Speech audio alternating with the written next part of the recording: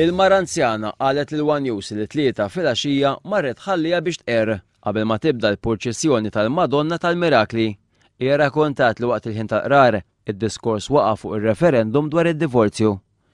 Għax jiena ġbajt nismagħhom jippritkaw l-dnub. Jiena tħansaqsih ħannara.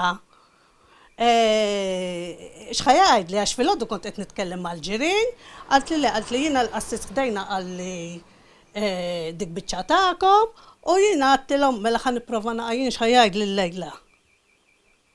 U bidnub bdejna u bidnub spiċċajna. L-anzjana tajt il-qassisa mill-ċara li ma kien ser jaħfrilha u jħallija titqarben jekk ser tivvota iva fir-referendum.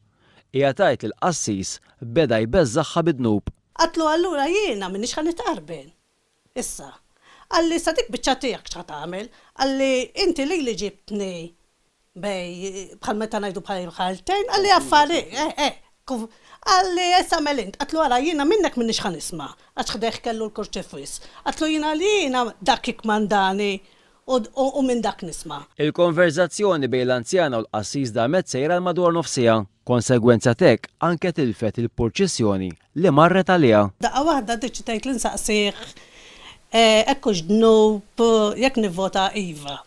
U kif għatlu hekk bida jgħid li żgur li dnub u dnub sew. Dan huwa t-tieni allegat każ ta' fejn qassisin irrifjutaw milli jqarbnu, iqerru jew jagħtu soluzzjoni l-anzjani illi qalulhom illi ser jivvotaw iva fir-referendum.